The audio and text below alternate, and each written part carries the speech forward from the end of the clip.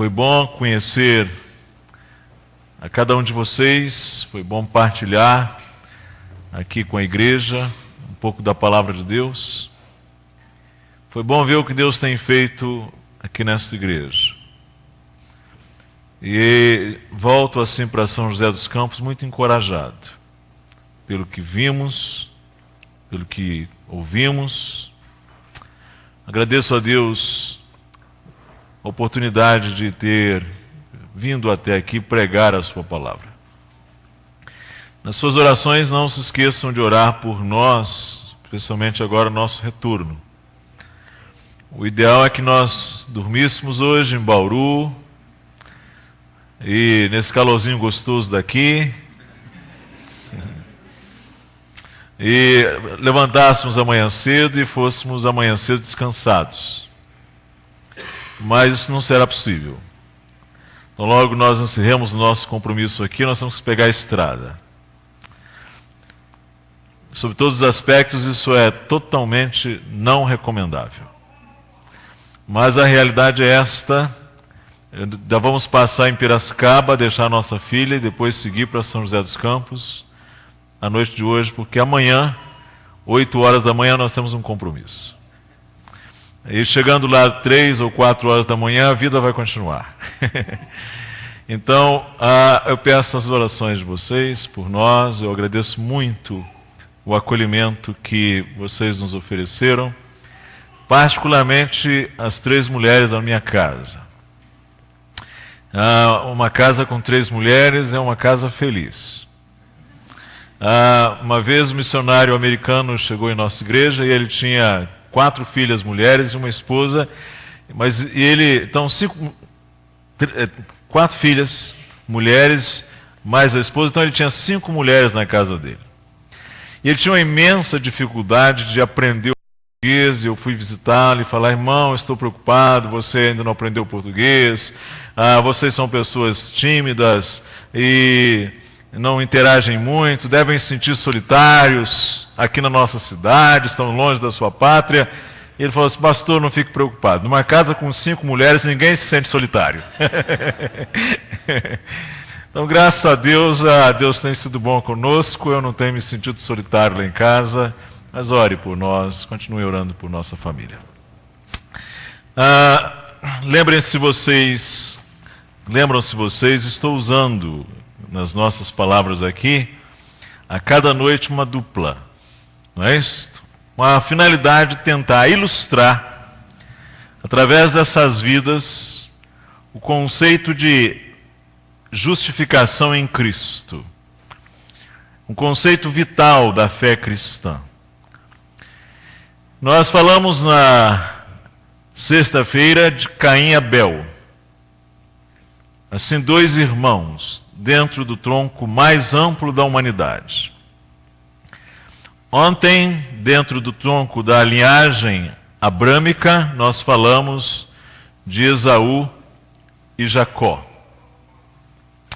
Hoje nós não vamos falar de 2 irmãos, pelo menos não irmãos de sangue, embora fizessem parte de um mesmo corpo. 2 nomes dentro do corpo de 12 apóstolos de Jesus Cristo. Os nomes de Pedro e Judas são nomes conhecidos de todos nós. Um fato interessante nas listas dos apóstolos, todas as vezes que os 12 são mencionados, você vai ver algumas características que não variam. Dentre essas características invariáveis, todas as vezes que a lista dos 12 aparece, é que o primeiro nome é sempre o nome de Pedro, invariavelmente. E o último nome da lista também, invariavelmente, é o nome de Judas. Uma outra, curiosidade acerca desses 2 homens é que aquela semana que nós chamamos Semana da Paixão, que é a semana da morte, da crucificação, sepultamento e ressurreição de Jesus Cristo.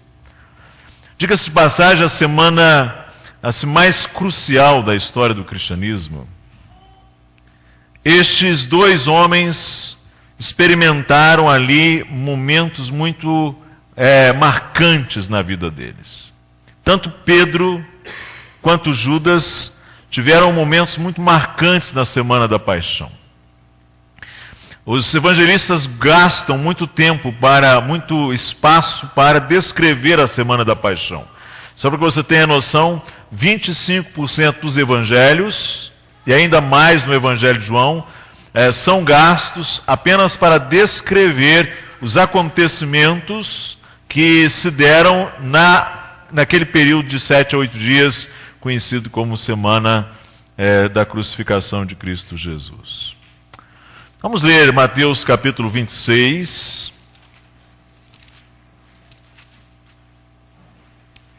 A partir do verso 69. E aí nós vamos entrar pelo capítulo 27.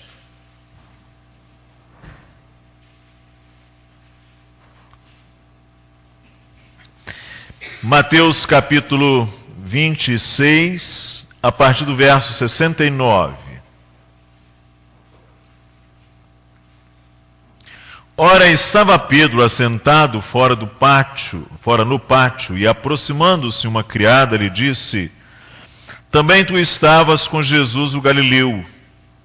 Ele, porém, o negou diante de todos, dizendo: não sei o que dizes. E saindo para o alpendre, foi ele visto por outra criada, a qual disse aos que ali estavam: este também estava com Jesus o Nazareno. E ele negou outra vez com juramento: não conheço tal homem. Logo depois, aproximando-se os que ali estavam, disseram a Pedro: verdadeiramente és também um deles, porque o teu modo de falar o denuncia. Então começou ele a praguejar e a jurar: não conheço esse homem, e imediatamente cantou o galo. Então Pedro se lembrou da palavra que Jesus lhe dissera: antes que o galo cante, tu me negarás 3 vezes. E saindo dali chorou amargamente. Ao romper o dia, todos os principais sacerdotes, os anciãos do povo, entraram em conselho contra Jesus para o matarem. E amarrando-o, levaram-no e o entregaram ao governador Pilatos. Então Judas, o que o traiu, vendo que Jesus fora condenado, tocado de remorso, devolveu as 30 moedas de prata aos principais sacerdotes e aos anciãos, dizendo: pequei, traindo sangue inocente. Eles, porém, responderam: que nos importa? Isto é contigo? Então Judas, atirando para o santuário as moedas de prata, retirou-se e foi enforcar-se. E os principais sacerdotes, tomando as moedas, disseram: não é lícito deitá-las no cofre das ofertas, porque é preço de sangue. E tendo deliberado, compraram com elas o campo do oleiro para cemitério de forasteiros. Por isso aquele campo tem sido chamado até o dia de hoje Campo de Sangue, ou Acéldama. Então se cumpriu o que foi dito por intermédio do profeta Jeremias. Tomaram as 30 moedas de prata, preço em que foi estimado aquele a quem alguns dos filhos de Israel avaliaram, e as deram pelo campo do oleiro, assim como me ordenou o Senhor. Esses dois homens, Pedro e Judas, acompanharam o Senhor Jesus Cristo em seu ministério. Ambos partilharam da companhia, da confiança, do contato íntimo com Jesus Cristo. Ambos foram chamados por Cristo para compor aquele colégio de apóstolos. ambos também decidiram voluntariamente seguir o Senhor. Eles ouviram os sermões de Jesus. Os 3 grandes sermões. O Sermão do Monte, por exemplo. Eles viram os milagres de Jesus. Eles viram a ressurreição de Lázaro. Eles viram o multiplicar dos pães. Eles foram ao templo com Jesus. Eles viram o ministério de Jesus lá na Galileia, junto ao mar. Eles viram o ministério de Jesus lá também, além do Jordão. Viram o ministério de Jesus lá em Jerusalém, quando ele enfrentou o antagonismo, a oposição dos religiosos. Eles também receberam os ensinos privativos de Jesus. Porque Jesus tinha um ensino que era direcionado ao público, mas Jesus também tinha um ensino que era focado, privativo, aos apóstolos. Ensino em que ele particularizava, ele explicava certas questões em detalhes, aplicava certas verdades. Muitas vezes não fazia isso em público, mas fazia isto aos apóstolos, aos 12. Judas e Pedro estiveram esse tempo juntos com Jesus. Quando Jesus enviou os 12, enviou a ambos. E eles foram e fizeram seus milagres, e fizeram obras grandiosas, e voltaram trazendo um relatório altamente auspicioso, um relatório muito encorajador.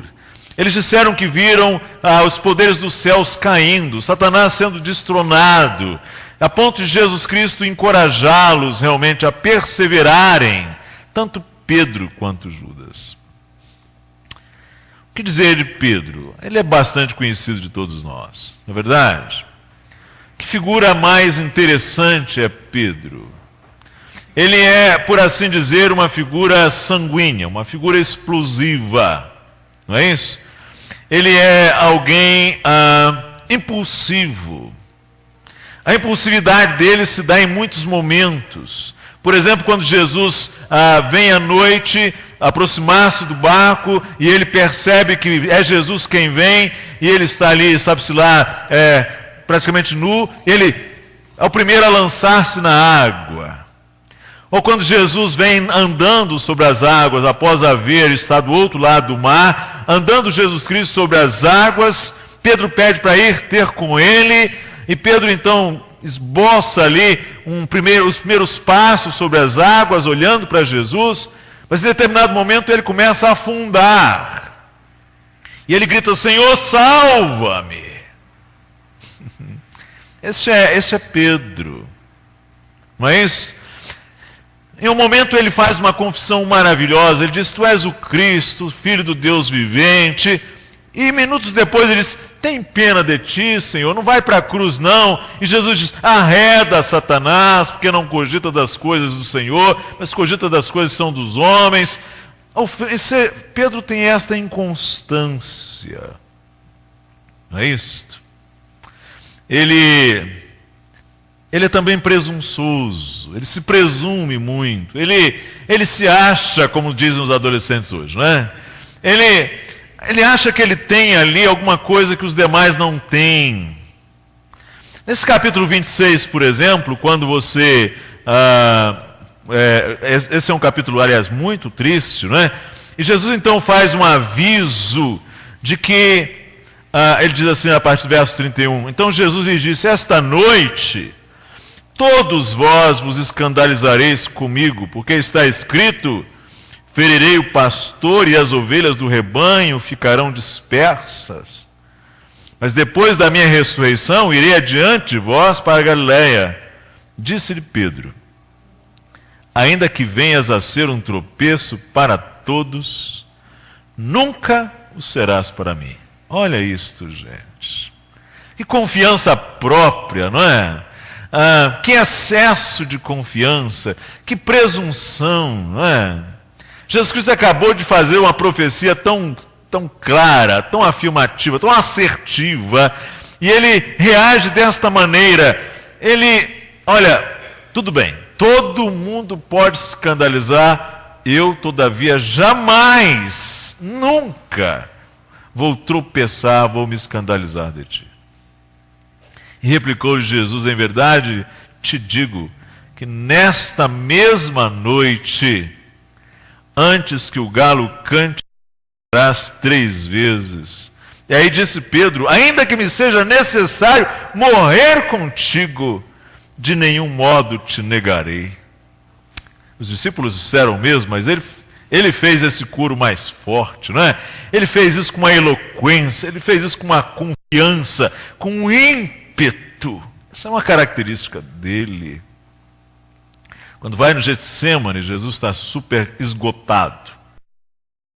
Não é só o esgotamento físico, é o esgotamento espiritual, emocional, a pressão que aquilo significa. E Jesus estava angustiado até a morte, diz o texto. A angústia não é pecado, gente. Nem sempre está relacionada a pecado. A angústia é fruto da nossa humanidade neste mundo. Jesus era homem completo. E Jesus não tinha pecado, mas ele estava angustiado até a morte, diz o texto bíblico. E ele chamou Pedro, João e Tiago para irem ao Getsêmani orar com ele. E Jesus então pediu: vocês fiquem aqui, eu vou adiante orar um pouco. Enquanto Jesus estava ali agonizando, sofrendo, o que aconteceu com Pedro e os demais? Dormiram um bom sono, não é verdade? Aliás, se você olhar no Novo Testamento, Pedro dorme em umas horas que não deve, não é? Em Atos, aliás, ele durante o dia ele sonha com um lençol, não é? Então ele dorme em alguns momentos muito interessantes assim. Parece que ele não tem aquela vigilância que deveria ter nos momentos em que deveria manifestar essa vigilância.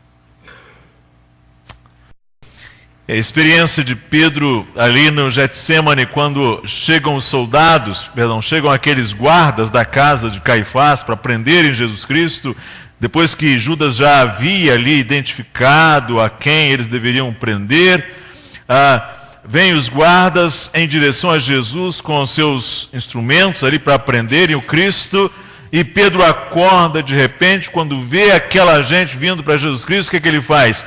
Ele apanha a espada e tenta matar o servo do sumo sacerdote, e Deus foi bom com ele, porque no máximo que aconteceu foi tirar a orelha, não é, do servo do sacerdote, porque senão Pedro teria sido naquele momento um homicida, fruto do seu ímpeto, fruto da sua impulsividade, porque Pedro era impulsivo. Pedro também era alguém precipitado com as palavras. Quantas vezes ele erra pela palavra, ele é inadequado com a palavra. O que não se pode dizer é o seguinte: Pedro é quase sempre alguém autêntico, mas autenticidade não significa que a pessoa age sempre certo, não é verdade? Pedro então tem ali problemas, pecados. E o momento mais terrível é este aqui, penso eu.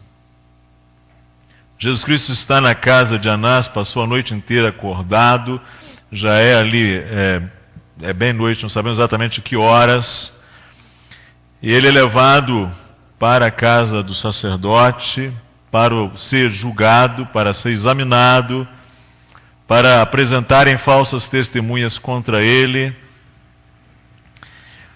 E Pedro, diz o texto, que Pedro ia seguindo Jesus de longe, sabe?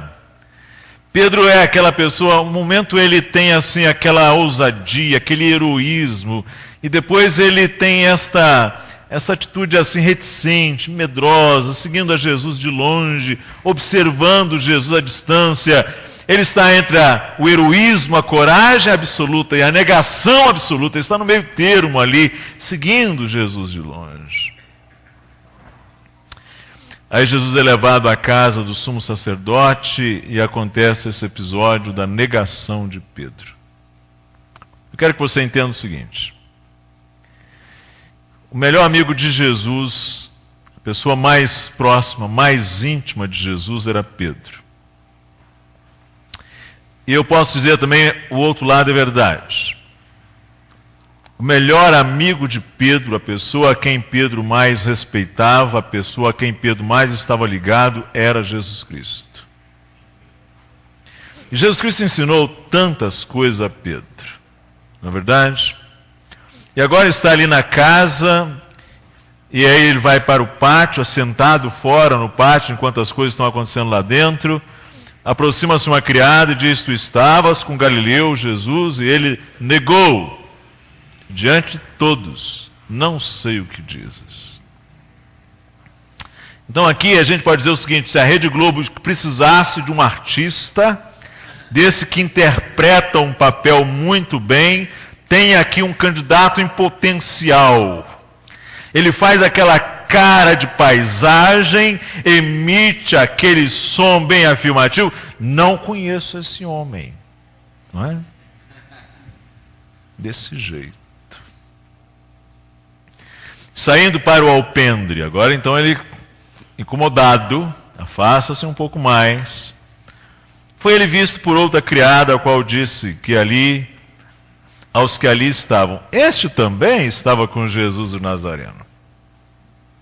E ele negou outra vez, com juramento: não conheço tal homem. Com juramento. Para nós isso não é grande coisa, mas para o judeu isso é uma coisa seríssima.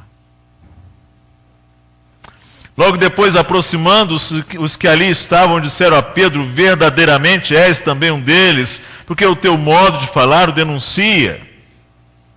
É evidente. Nós dizemos: está na cara.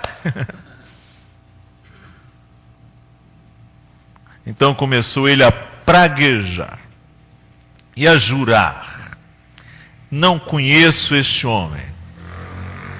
E imediatamente se cumpriu o que o Senhor profetizara, previra. O galo cantou. E esse galo cantou afinado.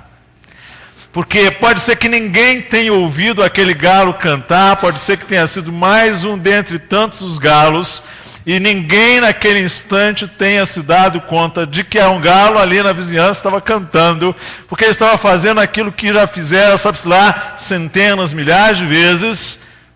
Mas Pedro ouviu aquele canto como quem ouvia o caruso cantar. Aquilo chegou aos ouvidos dele e trouxe à sua consciência as palavras de Jesus Cristo.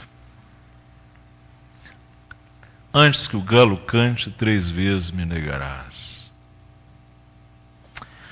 É interessante que o texto aqui de Mateus não diz, mas o outro evangelista diz que neste momento em que Pedro negou pela 3ª vez e o galo cantou, Jesus lá de dentro olhou para Pedro. Não sei se você já atentou para esse detalhe.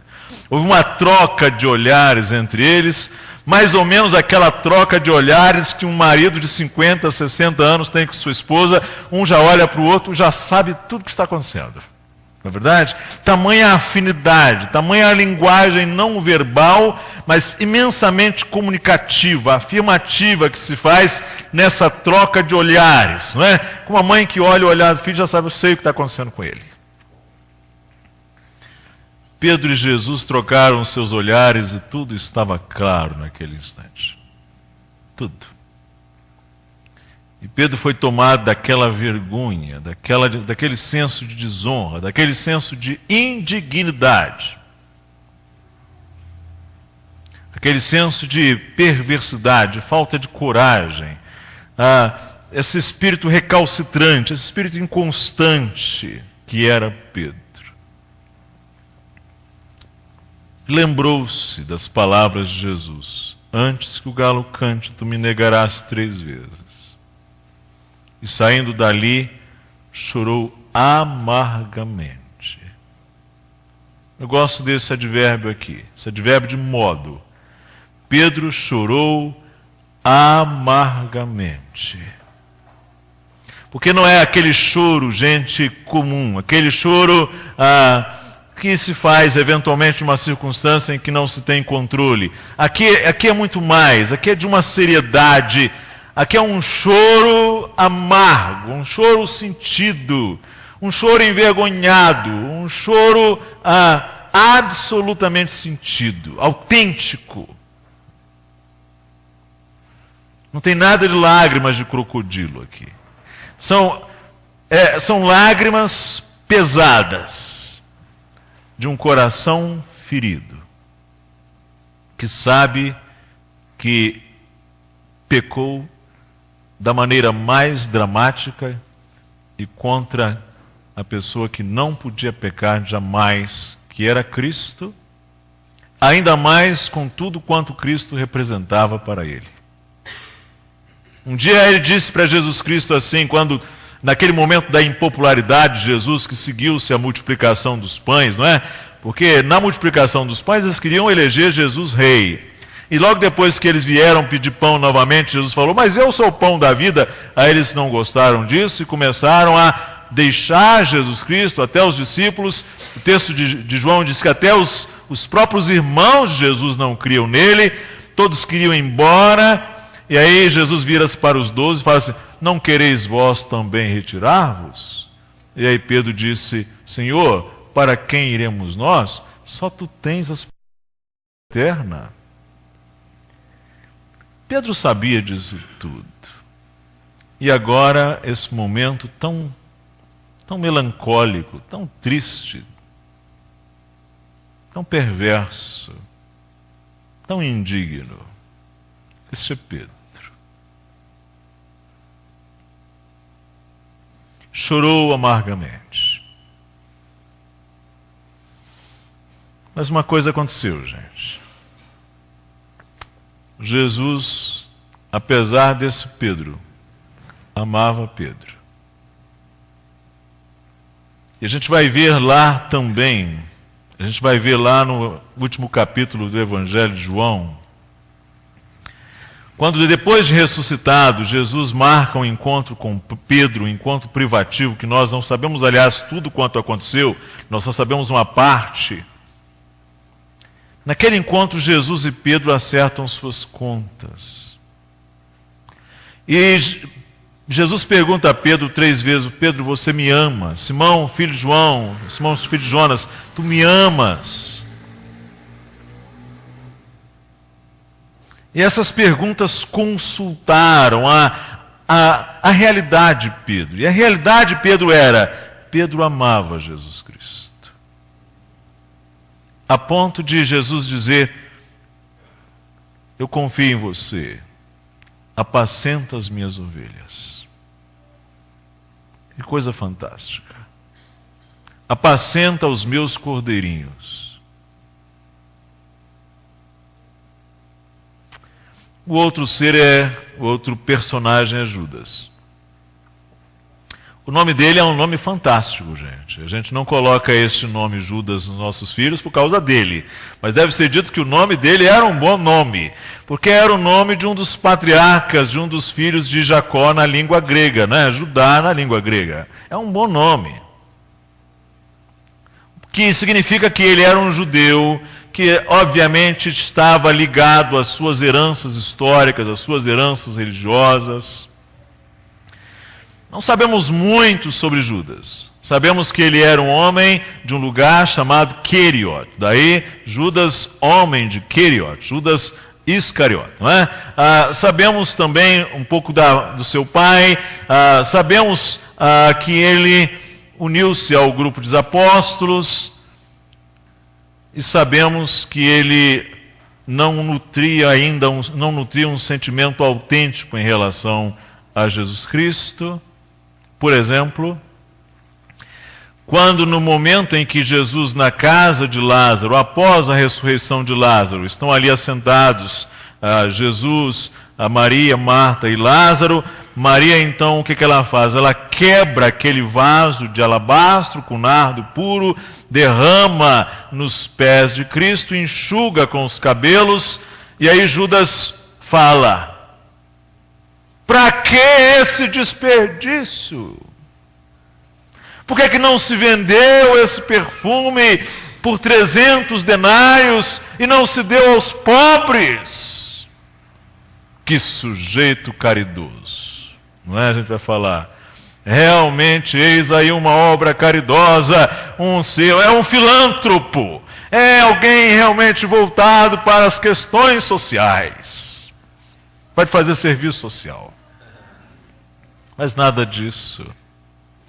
Diz o texto bíblico que ele não tinha preocupação com os pobres. Isso era apenas um discurso. Isso era apenas um argumento oco, vazio.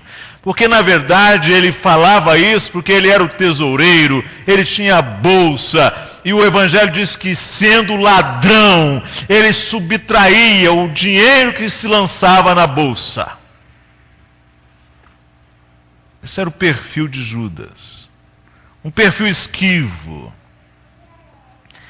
Quando a palavra de Deus diz que Satanás encheu o coração de Judas, para que ele fizesse ali um acordo com as autoridades religiosas, o que Judas combinou? Combinou de fazer a entrega do Messias por 30 moedas de prata. Agora lembre-se você, tudo quanto Judas experimentou, todos os privilégios, todas as dádivas, todos os dons.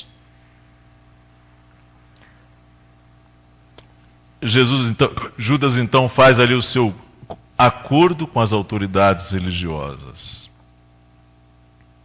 E ele vai ao Getsemane. E olha que coisa terrível.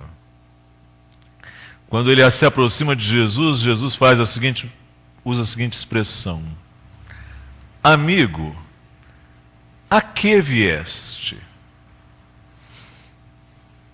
É claro que Jesus já sabia, mas Deus faz perguntas, não é? A gente tem falado isso, faz perguntas para que efetivamente aquilo denuncie as nossas intenções, faz pergunta não para ele saber, mas para nós sermos consultados, não é? Para nós buscarmos dentro de nós mesmos ali os nossos motivos. Amigo, a que vieste? E aí vem Judas e faz aquele beijo, né? Coisa totalmente inautêntica.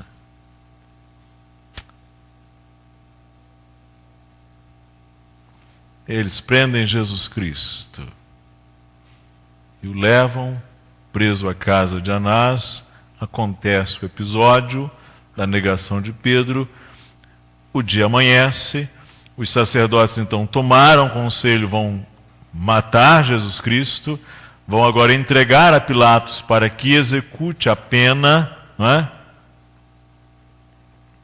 E aí diz o texto, então, Judas, que o traiu, vendo que Jesus fora condenado, tocado de remorso, devolveu as 30 moedas de prata aos principais sacerdotes e aos anciãos. Quero que você perceba que o texto bíblico diz que ele realmente não apenas sentiu remorsos, mas que ele foi capaz de tomar essa atitude, de ir lá e devolver aquele dinheiro, não um pouco dinheiro, diga-se de passagem, devolver aos principais sacerdotes e anciãos. E mais, ele ainda disse ali numa confissão pública, num reconhecimento público: pequei. Você está entendendo isso? Ele está dizendo assim: olha, dei uma vacilada. Não está dizendo. Olha, escorreguei, infelizmente tive um momento infeliz, não é? Nós às vezes quando queremos dar assim uma impressão melhor a nosso respeito, a gente sai com uma dessas, né? A gente tenta ali dar uma maquiada, né? Naquilo que é a realidade.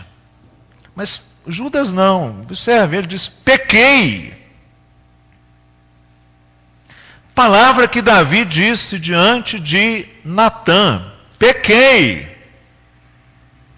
Palavra que o pródigo intencionou dizer ao seu pai quando voltasse para casa: pai, pequei contra o céu e perante ti, já não sou digno de ser chamado teu filho. Judas disse isto: pequei. Disse mais: pequei, o meu pecado foi este: trair sangue inocente.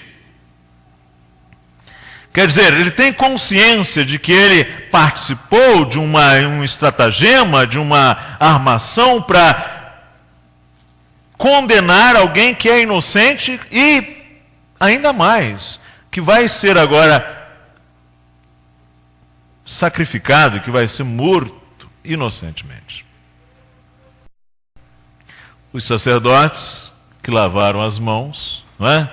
E deixa eu dizer uma coisa para você. Às vezes você ouve por aí que líderes religiosos estão fazendo algumas bobagens, você lê por aí que líderes religiosos são desonestos, que há corrupção religiosa. Olhe, isto não é coisa de agora, isso é tão velho quanto os filhos de Eli, sabe-se lá até quando isso vai. Isso é coisa antiga, gente. Religiosos envolvidos com escândalos, com pecados, isso é coisa muito antiga. Eles disseram: o que nos importa, isso é contigo. Nesta hora é assim que as coisas funcionam, né? Cada um por si, Deus que por todos. Deus não estava por ninguém ali nessa situação. Essa que é a realidade. Estava contra todos, não é? Então Judas fez o seguinte: atirou para o santuário as moedas de prata e retirou-se. E foi enforcar-se. Tamanho o senso de indignidade dele. Ele também tem esse senso de desqualificação para a vida. Ele chega ao ponto de dizer: eu não sirvo para viver. É o que ele está dizendo. Ele está dizendo eloquentemente: eu sou indigno de estar pisando esse chão, de estar vivo, de estar respirando. Você está percebendo? Judas faz algo que muitos não fazem. Muitos nem chegam a esse ponto. Ele retirou-se e foi enforcar-se. É interessante o que acontece com os sacerdotes, né? Eles vão lá e tomam as moedas. Mas para não lançar as moedas, ele diz: não é lícito lançar essas moedas no cofre das ofertas, no gasofilácio, porque é preço de sangue, eles estão seguros. Então, para fazer aquele exercício de vamos dizer assim, a pessoa quando comete uma coisa dessa, para compensar a sua consciência, para fazer algum remendo, não é? Eles fazem o seguinte: olha, os estrangeiros, quando vêm para cá, eles não têm onde ser sepultados, eles ficam sendo jogados aí nas valas, eles não têm cemitério, então vamos fazer uma obra social, vamos comprar um terreno para ceder como cemitério para os forasteiros. Vamos fazer uma boa ação com esse dinheiro. Deu para entender? A gente quer assim fazer um negócio com a nossa consciência, não é? É assim que às vezes o ser humano age. Para acomodar o seu sentimento de culpa, ele tenta comprar a sua consciência. Por isso aquele campo tem sido chamado até hoje de campo de sangue. Veja Judas.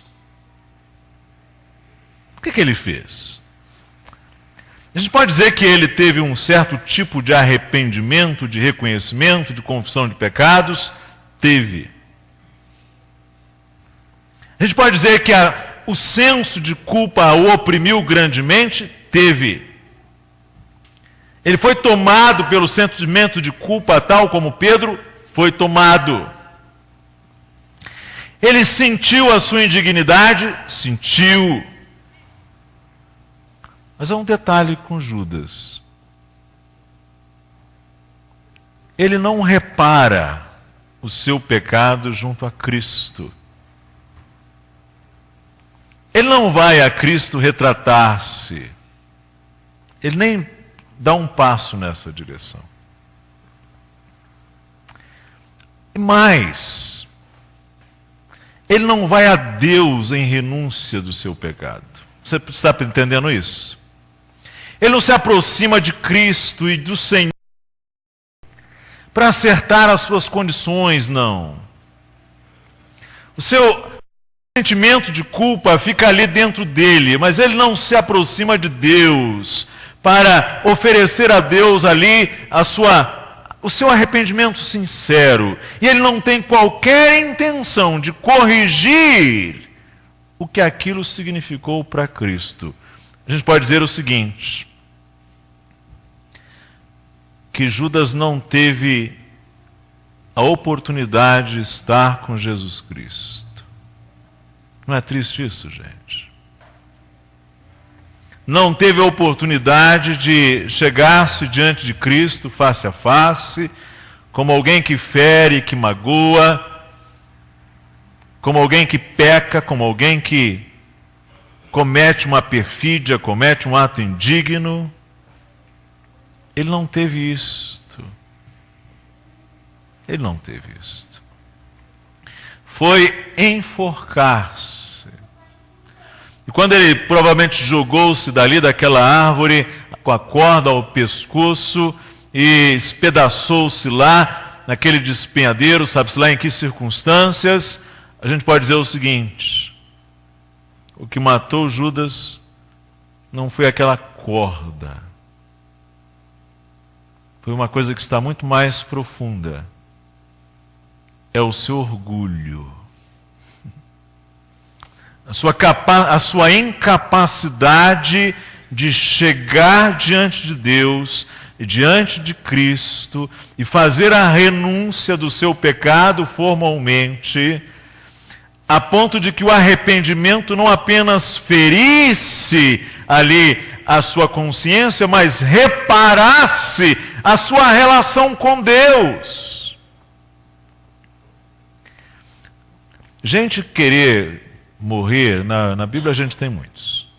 Moisés, por exemplo, chegou um momento, aliás, Moisés, um servo do Senhor, fidelíssimo, chegou um momento em que o povo era simplesmente tão pesada para ele a tarefa, o povo era tão difícil, que Moisés chegou para Deus e falou assim: Senhor, é melhor morrer do que viver. Tira a minha vida. Ou, em outro lugar, ele falou ainda assim para o Senhor: olha, estou cansado. Também Elias chegou o momento que ele quis morrer. Até Jonas, por um motivo banal, porque a lagarta comeu a boboreira. Jonas falou: melhor me é viver, melhor morrer do que viver. Até Jonas chegou a esse ponto. Mas todos esses homens entenderam que quem pode tirar a vida é Deus. Eles entenderam o direito deles de até sentir o desejo de morrer, mas não tomaram para si esse direito que apenas Deus tem de pôr fim à sua vida. Quem tira o soldado do posto não é o próprio soldado, é o superior do soldado. Os crentes entenderam isto, mas Judas não. Porque na verdade o que está em questão aqui em Judas é o seguinte: ele não quer submeter a vida dele ao controle de Deus. O arrependimento dele,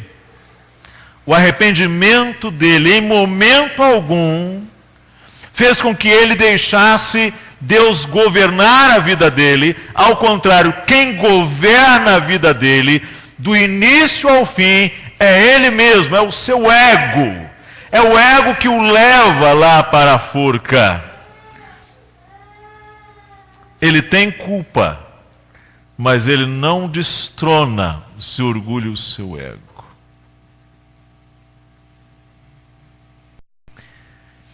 E aí Judas foi morto,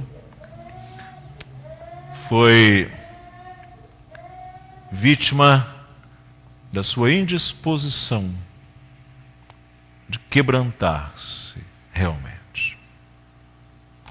Porque é possível a pessoa ter um senso de pecado, é possível a pessoa ter um senso de culpa, é possível a pessoa até perder a saúde pela culpa, é possível a pessoa definhar, aliás, eu digo mais, é possível a pessoa morrer por causa de uma culpa, mas não resolver o seu problema diante de Deus.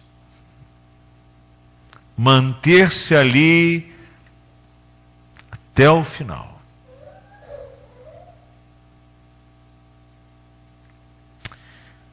Vamos pensar agora um pouco então nisto. Judas e Pedro parecem sintetizar assim os seres humanos. Quem governa a sua vida é o Senhor ou você mesmo? E mais, o seu arrependimento leva você até Cristo? Pedro teve um momento para chegar até Cristo, Judas não. De uma geral, nós, seres humanos, temos um senso superficial do perdão de Deus. Mas devemos lembrar que nós temos que colocar as etiquetas da mesma maneira que Deus coloca a etiqueta. E temos que colocar a etiqueta pecado no mesmo lugar, ou nas mesmas coisas em que Deus coloca essa etiqueta. E um problema bem grave é que nós começamos a seguir as nossas próprias estimativas a respeito do pecado e não as estimativas de Deus. E quando nós vamos acomodando a consciência ali e vamos achando que o problema é nosso, não é um problema no nosso relacionamento com o Senhor, e não buscamos restaurar a nossa comunhão com o Senhor, ou não buscamos resolver o problema do pecado diante do Senhor, geralmente isso é o princípio de decadência de uma pessoa. Então, homens costumam ter um senso superficial do perdão de Deus. Isso porque um senso superficial de pecado fica satisfeito com um senso superficial de perdão. Veja esses dois casos. Pedro chorou amargamente. Mas eu dizia na sexta-feira que o choro por nossos pecados somente não salva, gente. Isso pode parecer uma novidade para você, mas não salva. Também só o reconhecimento do nosso pecado também não salva. Ainda que seja um passo muito importante, não salva. A admissão da nossa culpa também por si mesma não salva. É importante? Muitíssimo. Se esse choro, se essa comoção, se esse arrependimento, se esse remorso, como você queira chamar, não nos conduzir à cruz de Cristo, não é o choro que transpõe o abismo entre a justiça e o pecado. Não é o seu sentir que transpõe esse abismo. Nem é o esforço humano. Nem qualquer obra humana. Porque o nosso arrependimento deve nos conduzir a Cristo Jesus. Porque é nele, no sacrifício, que está a provisão de Deus para o nosso pecado. Que adianta você morrer convicto dos seus pecados? Que adianta você morrer consciente dos seus erros diante do Senhor? Que adianta você morrer convicto de que você pecou, de que você tem culpa, mas se você não veio a Cristo? Você morreu nas mesmas condições em que este homem. Ele morreu sob o peso do seu erro, sob a gravidade do seu pecado, mas não foi a Cristo. Jesus Cristo, inclusive, chega a dizer, lá em João capítulo 17, ele diz assim: quando eu estava com eles, guardei-os no teu nome que me deste e protegi-os, e nenhum deles se perdeu, exceto o filho da perdição. O que significa que Judas foi identificado por Jesus como filho da perdição. Significa que você, quando chegar lá no céu, não procure por Judas, porque ele não está lá. Ele não está. Ele é filho da perdição, diz o Senhor Jesus Cristo. Ele se perdeu. Porque nós precisamos resolver o nosso pecado, não do nosso jeito, não com os nossos reparos, não com as nossas medidas drásticas. Elas podem até ter seu lugar em determinadas circunstâncias. Nós precisamos resolver os nossos pecados naquele que Deus providenciou para resolver isto, Jesus Cristo. O lugar para você resolver a sua situação com Deus é na cruz de Cristo. É ali, junto dele, com ele. Porque a cruz de Cristo, o sacrifício de Jesus, vamos lembrar algumas coisas. A morte de Cristo foi uma morte sacrificial. Alguns dizem assim: nós somos salvos pela morte, nós não somos salvos pela morte de Cristo, mas pela vida de Cristo. Alguns dizem isso. O que essas pessoas estão fazendo é exaltar o exemplo de Cristo e negar o seu sacrifício expiatório. O sacrifício de Cristo foi mais do que a morte de um mártir. Um homem pode se tornar mártir por uma causa grande, uma causa nobre, legar-nos um exemplo digno, mas o seu sacrifício não faria expiação pelo pecado. A morte de Cristo é muito mais profunda do que um mero martírio.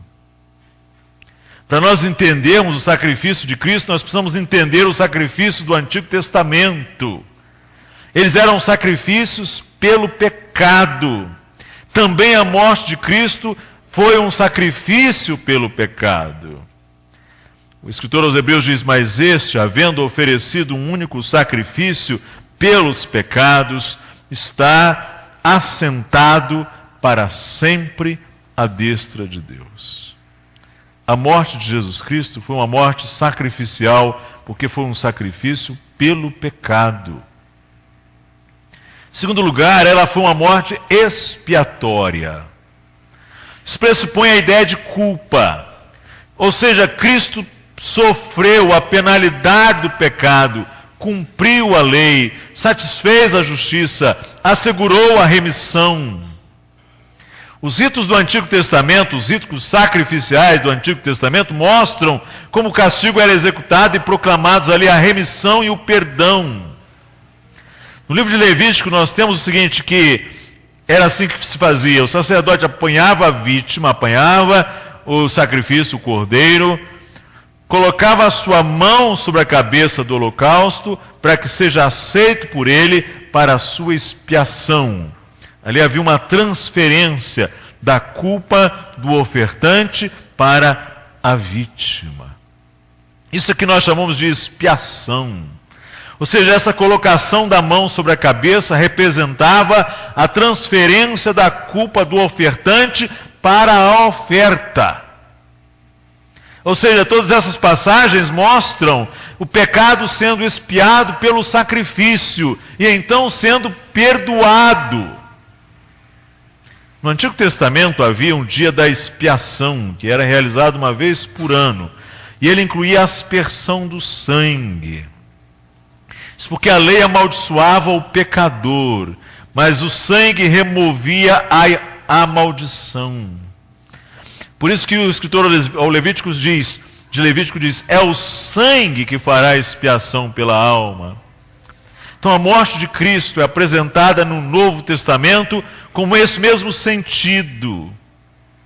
Isto é o meu sangue, disse Jesus quando ele institui a ceia. Isto é o meu sangue, o sangue do Novo Testamento, que é derramado por muitos para a remissão dos pecados. O escritor aos Hebreus vai dizer que sem derramamento de sangue, a remissão. É pelo sangue de Cristo que nós somos lavados. O sangue de Cristo, seu Filho, nos purifica de todo pecado, diz o apóstolo João. Então a morte de Cristo, ela é, em segundo lugar, expiatória. Em terceiro lugar, ela é vicária. Você já deve ter ouvido essa palavra, vigário ou vicário. Significa em lugar de outrem.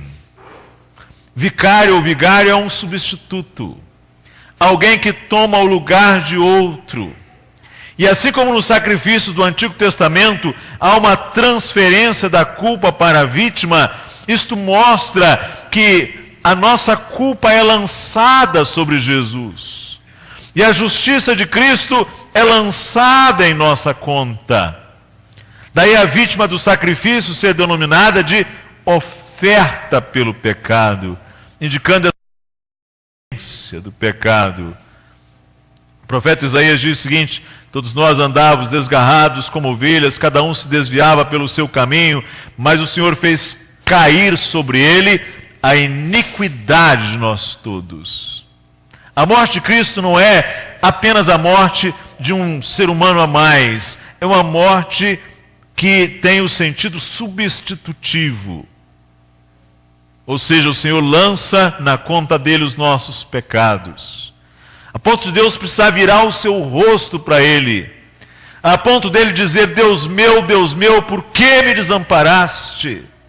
A ponto dele dizer as suas últimas palavras: tetelestai, está consumado, está pago. Não resta mais nada. Ou seja, o Senhor lança a justiça de Cristo em nossa conta. Essa é a razão porque Jesus é chamado Cordeiro de Deus. Ele toma sobre nós, sobre si os nossos pecados. Esse é o sentido. Essa é a ideia de substituição que o Novo Testamento nos ensina. Em quarto lugar, o sacrifício de Jesus, ele é suficiente. É uma completa satisfação de todas as exigências da justiça de Deus. Nela Deus remove uma barreira para a salvação, mas Ele faz mais. Deus também garante de fato a nossa salvação. Cristo pagou pelos nossos pecados, e nada mais precisa ser acrescentado a esta obra. Se você for lá no templo do Antigo Testamento, ou no tabernáculo, você vai observar que tem lá muitos móveis. O sacerdote entrava ali com o seu sacrifício, mas não havia assentos, não havia cadeira. O sacerdote oficiava em pé, porque ele sempre precisava voltar, não havia descanso. O sacrifício sempre era repetido. Mas o escritor aos Hebreus diz que Jesus Cristo oficiou, ofereceu o sacrifício, o seu próprio sacrifício, e agora assentou-se à destra da majestade nas alturas. Sabe por quê?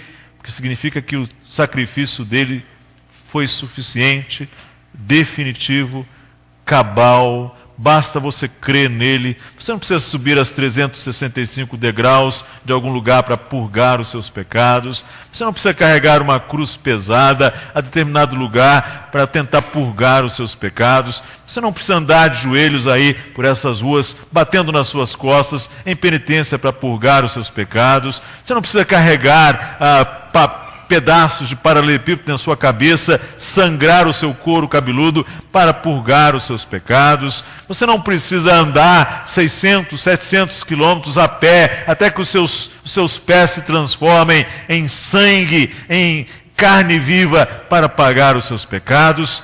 É preciso apenas, sabe o quê? Que você aceite o sacrifício que Cristo já fez por você, porque Ele é suficiente, é bastante, é isto que Deus espera e só. A partir de então, o que você precisa fazer é ser grato ao Senhor. A palavra de Deus diz que Ele, portanto, pode salvar totalmente os que por Ele se chegam a Deus. Salvar totalmente. O débito se extinguiu perfeitamente, completamente. É triste que a gente às vezes conversa com as pessoas e elas dizem: Cristo fez sacrifício sim, mas eu preciso pagar ali um sacrifício, eu preciso fazer por onde, eu preciso obter ali alguma quitação da minha dívida. Olha, nada mais é requerido e nem é possível. Apenas o sacrifício de Cristo é suficiente, bastante.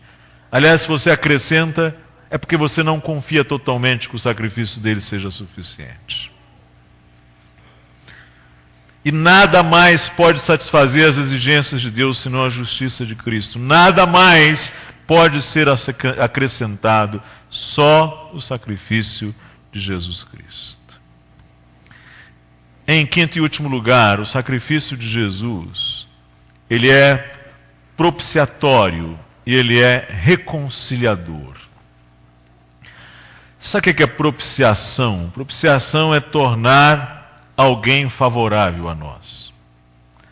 Propiciar é quando alguém que nos é inimigo, alguém que está irado conosco, alguém que está em disposição conosco, alguém que está contra nós, se torna favorável a nós. O que o sacrifício de Jesus fez foi propiciar, aplacar, tornar favorável a quem se ofendeu. Nós ofendemos a Deus com os nossos pecados. Nós ofendemos a Deus com a nossa rebeldia. Mas o sacrifício de Jesus, ele propiciou a Deus. Ele fez com que Deus agora tenha se tornado favorável a nós. Ele olha para nós, na medida em que nós confiamos em Cristo, agora não mais com a ira dele sobre nós, mas com a sua graça e o seu desejo de reconciliar-se conosco. Às vezes as pessoas acham que Deus não tem ira, que Deus não tem indignação, que Deus não tem raiva, que Deus não tem cólera. Porque para muitas pessoas as ideias de raiva, ou cólera, ou ira, indignação, é apenas para seres ruins. Mas isto é um simplismo. Deixa eu dizer a você. Se você não se indignar diante das coisas ruins, é sinal de que você não é bom. Se você vê uma situação perversa e você não se indignar diante dela, é sinal de que você é frio, é indiferente. Porque um ser bom é um ser que se ira contra o mal, que fica indignado. Quando você ouve dizer que lá no Rio de Janeiro alguém apanhou o corpinho daquela criança, saiu arrastando no carro, que aquela criança morreu ali esvaída, praticamente esfacelada, o que é que você fica? Você fica indignado. Você fica indignado porque isso é sinal de que você tem saúde. Porque um ser bom é um ser que precisa se indignar. Ora, e você espera que Deus não venha se indignar diante do pecado? Você espera que um juiz justo olhe o pecado de maneira complacente? Você espera que um juiz justo tolere o pecado, feche os olhos ao mal, seja simplesmente aquele vovô passivo ali, completamente omisso, que está tudo bem? Você espera isto? Você espera que um Deus perfeito haja desta maneira? Claro que não, porque você não espera nem que um juiz humano haja assim. Ao contrário, você espera que ele pratique a justiça. Deus não pode abrir mão da sua injustiça, da sua justiça, por isso que ele sente indignação todos os dias, diz a palavra de Deus.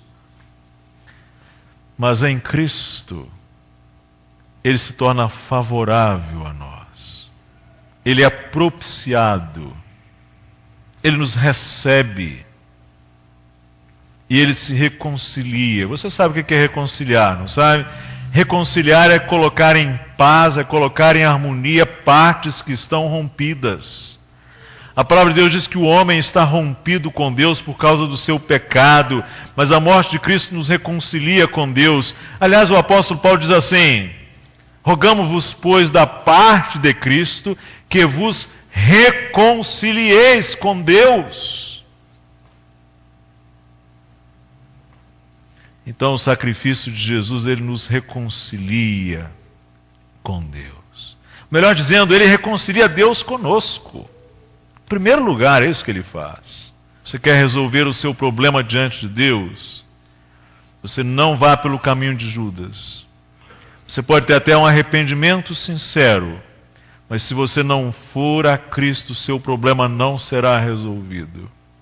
Você quer ver o seu problema resolvido diante de Deus? Você faça como Pedro. Você vai estar com Jesus Cristo. Quando ele disser assim, manda os 12, manda irem à frente, a Galileia, e avisa também a Pedro. Pedro foi. Porque é preciso estar com Jesus Cristo. Eu quero convidar você seja quem for, a vir a Cristo e resolver ali na cruz, na providência de Deus para os seus pecados, o seu problema com Deus, seja ele qual for, você venha ao Senhor, venha a Cristo, em arrependimento, enfrente-se com Cristo, coloque a sua mão sobre a cabeça do Cordeiro e creia: os meus pecados Cristo levou. Isto é suficiente, basta, eu creio nele. E a palavra de Deus diz que isto é bastante. Que o Senhor diz que você é bem-vindo à casa dele, à comunhão com ele, que nós passamos a ser filhos de Deus mediante a fé em Cristo Jesus.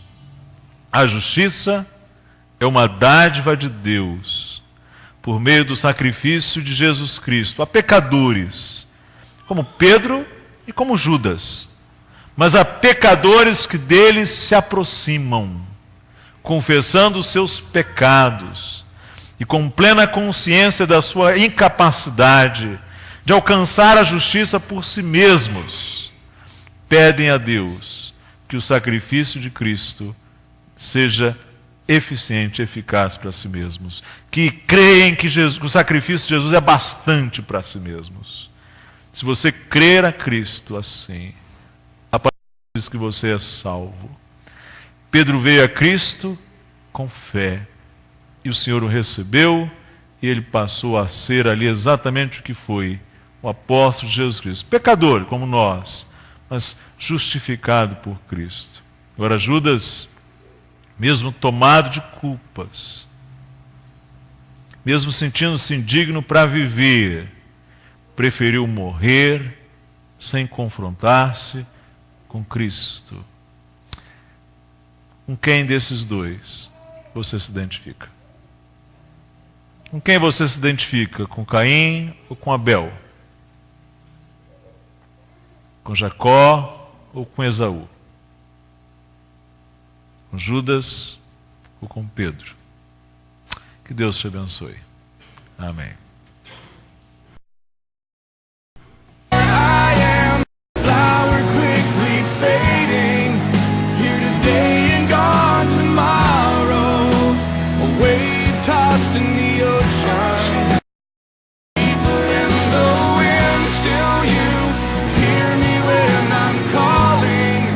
Lord, you catch me when I'm falling.